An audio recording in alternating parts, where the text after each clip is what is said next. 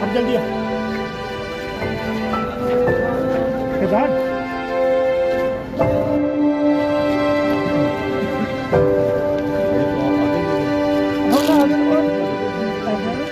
यहाँ से पैदल जाना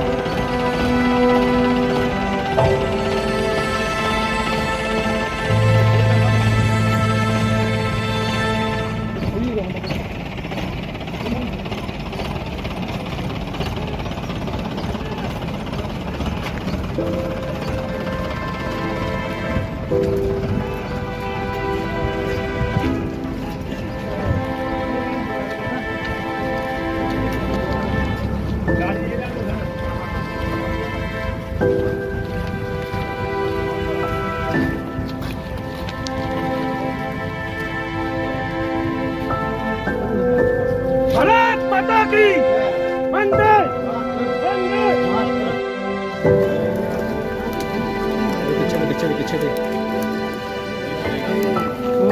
पीछे पीछे जाओ यार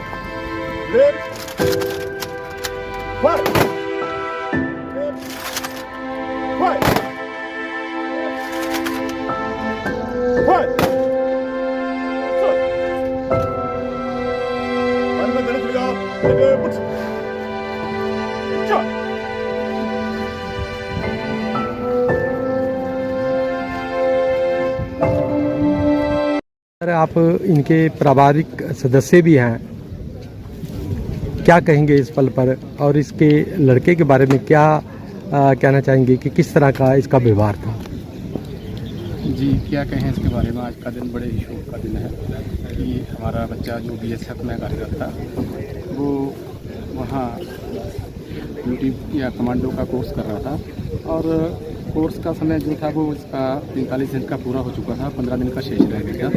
कोर्स के दिन ही इसका कोई जो भी इनका सिस्टम होता है उसके दिन कोई 16 किलोमीटर की दौड़ थी, तो इसने एटलीस्ट 15 किलोमीटर पूरी कर ली थी और थोड़ा सा डिस्टेंस बचा था और अचानक ये दौड़ लगाता हुआ गिर पड़ा।